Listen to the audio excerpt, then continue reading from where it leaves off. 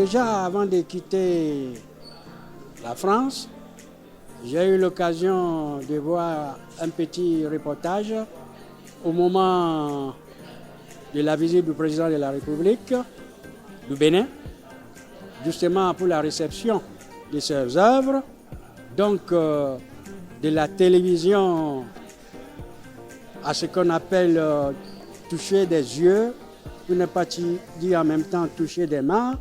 Ça a été pour moi, pour nous, un souvenir inoubliable. Et nous comptons le garder toute notre vie.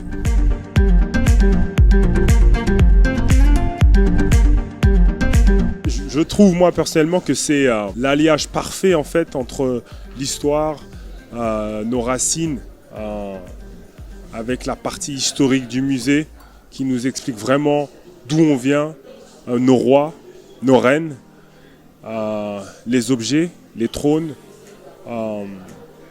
Et la deuxième partie du musée, qui est la partie un peu plus contemporaine, rallie bien en fait tous nos artistes qu'on a actuellement qui sont très talentueux et qui produisent de belles choses.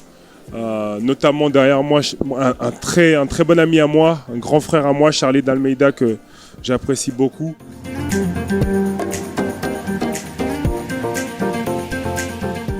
On est revenu après tant d'années au pays.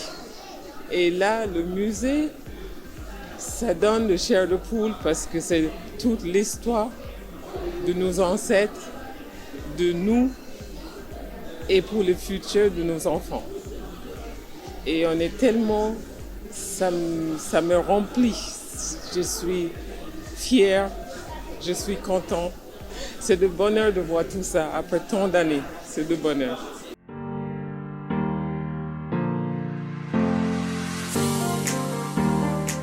Pendant des années, la femme était mise derrière et les hommes devant. Mais par ce que j'ai vu là, c'est qu'on met les femmes en valeur. Et ça, c'est quelque chose de magnifique. On voit maintenant de nos jours la femme qui sort au grand écran.